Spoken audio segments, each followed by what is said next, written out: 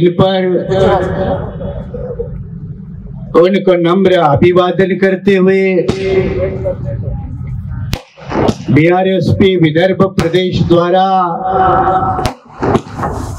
नागपुर के इस ऐतिहासिक इंदौरा मैदान में आयोजित इस बड़ी जनसभा में जिसका आयोजन विदर्भ प्रदेश के साथियों ने किया, इसलिए मैं आप सभी से गुजारिश करता हूं कि जिन साथियों ने तन मन धन से आज की यह विशाल चुनाव रैली की जनसभा जिसका आयोजन किया, उनके सम्मान में एक बार जोरदार तालियां लगाकर उनका शुक्रिया अदा करें।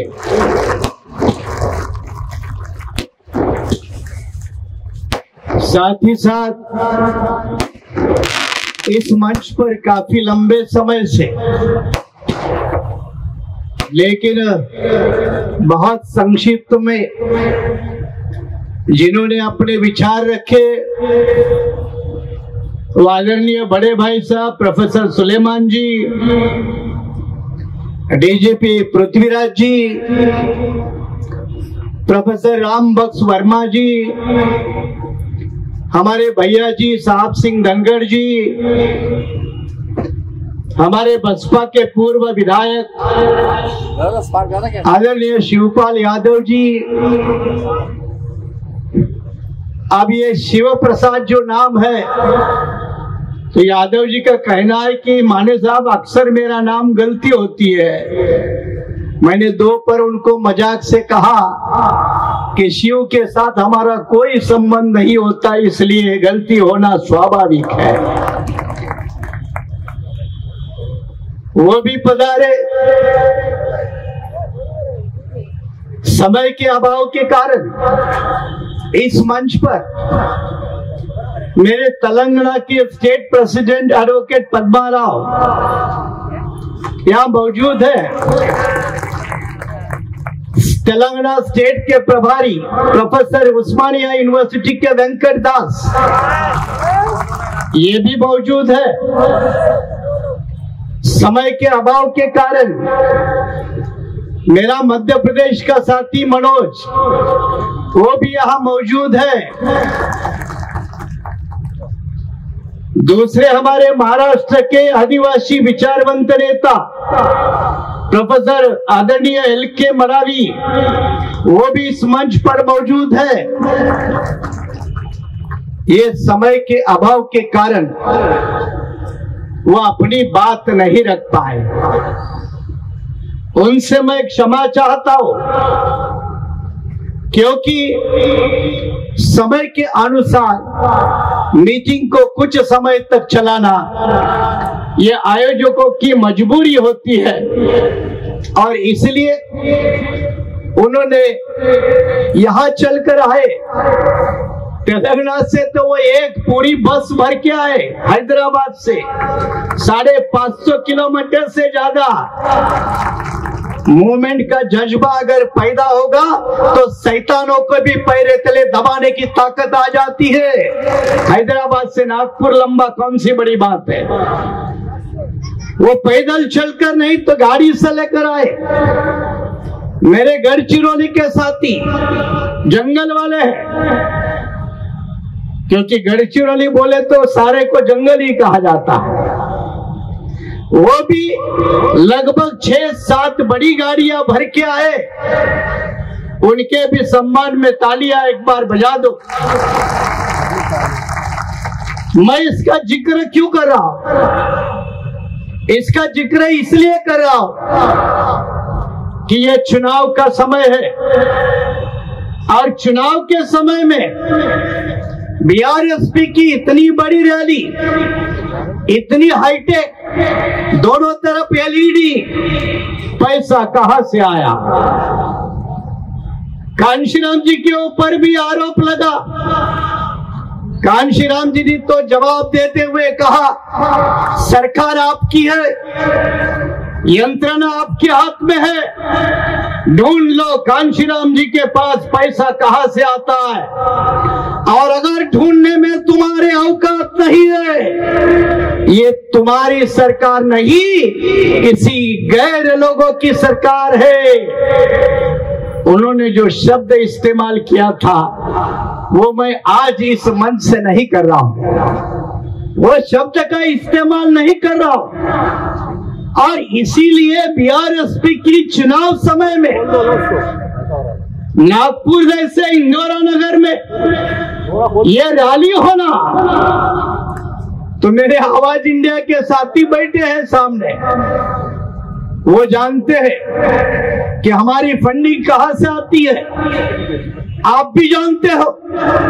फिर भी कुछ टीकाकारों के लिए, कुछ क्रिटिसिज्म करने वाले लोगों के लिए, यहाँ जो भी ग्राउंड में बैठा है, यहाँ जो भी चलकर, चाहे वो 2 व्हीलर से या 4 व्हीलर से आया है, वो अपने पैसों से आया है, किसी दलाल के मेहरबानी से नहीं पहुंचा है, किसी भांडवलदार के समर्थन से नहीं पहुंचा है।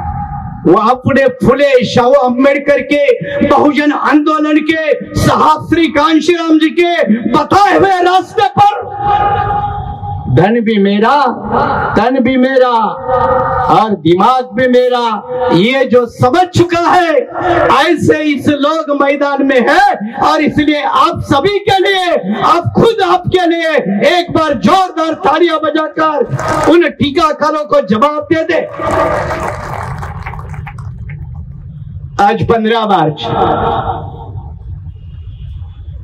जब 15 मार्च डेट तय हो गई सुलेमान जी, तो मेरे साथी कह रहे थे साहब आचार संहिता लगेगी, आचार संहिता लगेगी तो मुश्किलें आएगी। और मैंने उनको मजाक में कहा था, डरो मत, आचार संहिता नहीं लगेगी, ये मेरी गारंटी है,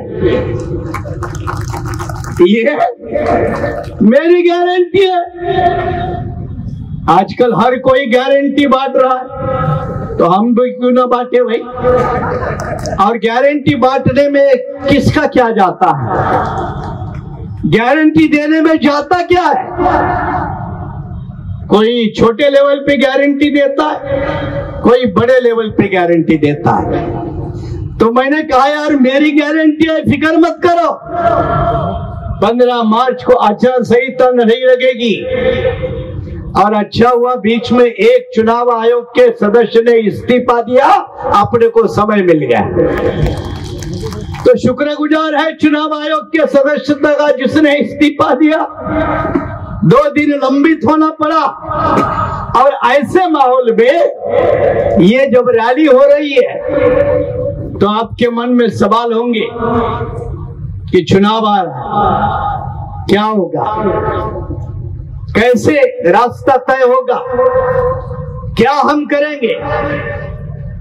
और इसका जवाब इस मंच के नीचे बैनर पे इधर 3 लाइनों में लिखा है। उसका जवाब ये स्टेज के नीचे 3 लाइनों में जवाब लिखा है कि जब चुनाव आएगा तो आपको क्या करना है, आपको कौन से हथकंडे को अपनाना है। और उसी हथकंडे को अपना कर ये जो स्टेज के सामने वाला बैनर नीचे दिख रहा है, उस बैनर को आपको फॉलो करना है, उस बैनर के मैसेज को आपको फॉलो करना है। और बाबा साहब ने आपको दिए हुए वोट के ताकत का परिणाम क्या होता है, वो यहाँ देश के हुक्मरानों को दिखाना है। यही आज के रैली का एक बड़ा संदेश है। उस संदेश को लेकर आप लोगों को यहाँ से जाना होगा। जब यही संदेश अगर इस रैली का तो कांशीराम जी के जयंती के साथ भी जोड़ दिया, क्योंकि आज 15 मार्च आज साहब की जयंती है। अब बहुत जल्दी बाबा साहब की जयंती आएगी। आप लोग बड़ी धूमधाम से बाबा साहब की जयंती करोगे। जयंती मनाने में हमारा कोई हाथ नहीं पकड़ सकता, हमारी कोई बराबरी नहीं कर सकता। लेकिन आरएसएस वाले हेडगेवार की जयंती नहीं करते, आरएसएस वाले सावरकर की जयंती नहीं करते। वो उनको अपना महापुरुष मानते हैं, हेडगेवार को अपना सर्वे सर्वा मानते हैं, सावरकर को अपना आइडियोलॉजिकल एक बड़ा सर्वोच्च नेता मानते हैं। लेकिन वो उनकी जयंती नहीं करते, उनके नाम पे सरकार बनाते हैं। और हमारी कमी क्या? हम अपने महापुरुषों के नाम पे जयंती बड़ी करते हैं, जयंती धूमधाम से मनाते हैं।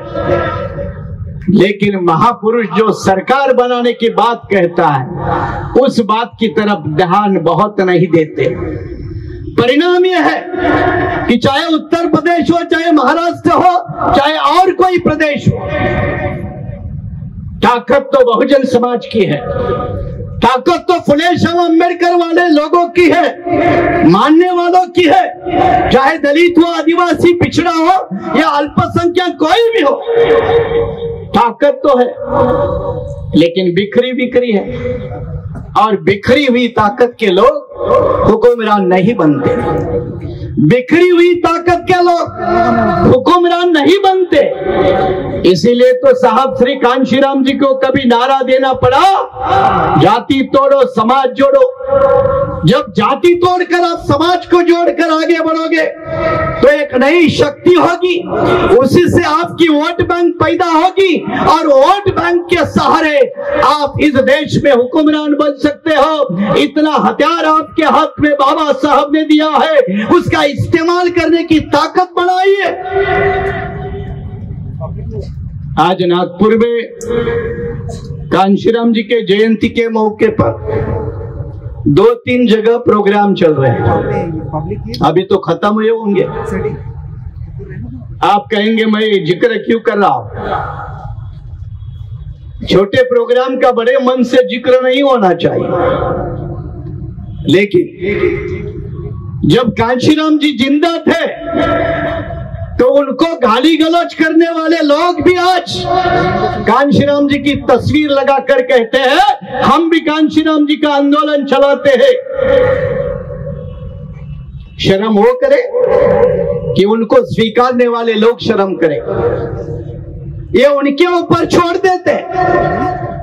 लेकिन जब चुनाव के माहौल में खास करके हर जगह में 2-3 बातें सुनाई पड़ती है, खास करके बाबा साहब को मानने वाले लोगों के बस्ती में, उनके सामाजिक संगठनों के बस्ती में, उनकी चर्चाओं में, उनके सेमिनार और डिबेट में क्या चर्चाएं मिलती है?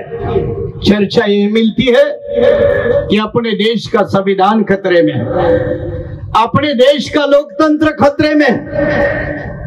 यही चर्चा आजकल सुनाई देती है। और ये चर्चा का अंत कहाँ होता है?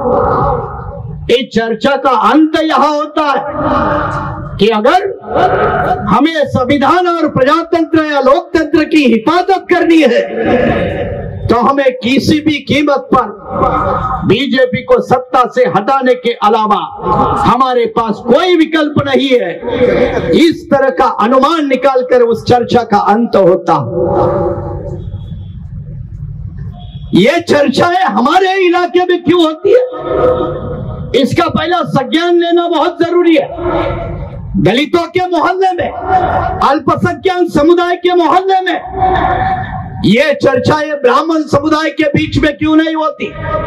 ये चर्चाएं ओबीसी समुदाय के बीच में क्यों नहीं होती?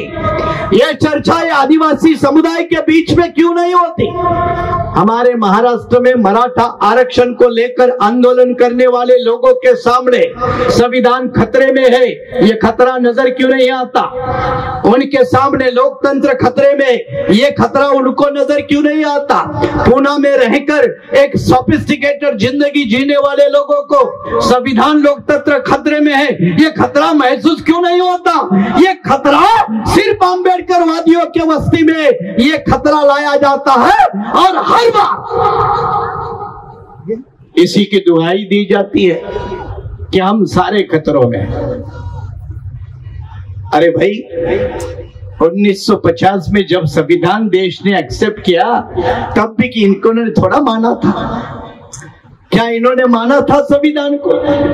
क्या इनको संविधान के मानने वाले लोग हैं? और जब ये संविधान को मानने वाले लोग नहीं है तो आज उस संविधान को मानेंगे ये कैसे, आप समझते हो? कोई सवाल नहीं आता।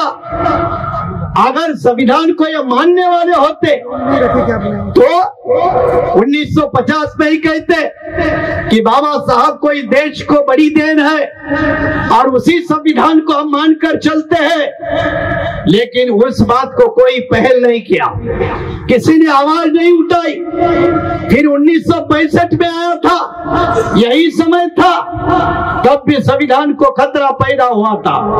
64-65 में संविधान को खतरा पैदा हुआ था। देश में किताबें लिखी गई थी, तब भी देश के संविधान को खतरा दिया था। उसके बाद में 1977-75 के बीच में इमरजेंसी के कालखंड में कांग्रेस के हुकूमत में संविधान को उल्टे से नीचे करके दिखाया था, तब भी खतरा हुआ था। कांग्रेस में रहने वाले लोगों ने लोकतंत्र को मिटाकर अध्यक्षीय लोकशाही का पुरस्कार करने वाले यहाँ नागपुर के वसंतराव साठे थे, महाराष्ट्र के अंतुले थे, यही कह रहे थे अध्यक्षीय लोकशाही होना चाहिए, संसदीय लोकशाही को मिटाना चाहिए। किताबें लिखी गई। 1993 के बाद अरुण शौरी जैसे लोगों ने संविधान मिटाने की भी बात कही। मैं ये उदाहरण क्यों दे रहा हूं? उदाहरण इसलिए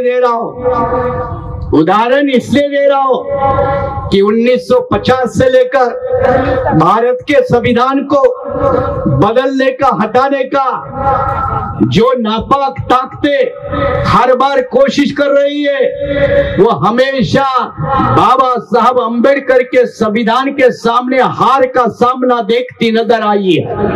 वो हमेशा हारती हुई नजर आई है। और इसलिए बाबा साहब की सच्ची औलाद होने के नाते मैं विश्वास के साथ फिर एक बार आपको गारंटी देता हूं कि ये नापाक ताकतों के इरादे कभी भी सफल नहीं होंगे। उनके भी इरादे इसी चुनाव में वो हारते हुए नजर आएंगे। इस बात को भी आपने अच्छी तरह से समझना चाहिए। सिर्फ रोने, चिल्लाने से, नारे देने से, शराब पीकर दूसरे पार्टी के दलाल करने वाले भड़वे नेता और कार्यकर्ता समाज को बदलने का काम नहीं कर सकते। नागपुर में बुद्ध विहार की मूवमेंट चलाने वाले लोग बहुत हैं। चलो बुद्ध की ओर, और चुनाव आता है, चलो गडकरी की ओर, चलो फडणवीस की ओर। क्यों? नहीं, इन्होंने ही तो हमारे बुद्ध विहार की गिरती हुई दीवार बनाने के लिए आर्थिक मदद की। जो हमारे बुद्ध विहार में जो मूर्ति है ना बुद्ध की, डोनेशन इन्होंने ही दिया। कितने उदाहरण चाहिए? मुझे मालूम है मेरे ये जाहिर रूप से कहने से वो कल मेरे ऊपर टीका जरूर कर सकते हैं, लेकिन जिसको सही रास्ते पर चलना है उसने टीका की कभी परवाह नहीं करनी होती है। उस टीका की कोई फिक्र करने की जरूरत नहीं होती। कम से कम मोदी से तो ये सीख लो। देखो, मोदी ने पार्लियामेंट में खुलकर कहा, देश में कोई भी कौन से कोने में चिल्लाता है, हमें कोई फर्क नहीं पड़ता, कोई फर्क नहीं पड़ता। ये जब वो खुद इतने इंडिफरेंट होकर देश के कोने कोने में चलते हैं, तो हम क्या डर डर कर अपना समाज को तैयार करेंगे? क्या डर डर के अपने वोटर को तैयार करेंगे? और क्या डर डर कर फुले शाह अम्बेडकर राजनीति खड़े कर पाएंगे? एक तरफ कांशीराम जी के हाँ में हाँ मिलाना और दूसरे के दरबार के सामने हाजिरी देना, ये कांशीराम जी की मूवमेंट के चेलों का काम नहीं, ये बाबा साहब के बंदों का काम नहीं है। क्या उस रास्ते पर चलना नहीं चाहिए? और इसीलिए पिछले 8 साल से चाहे तेलंगाना हो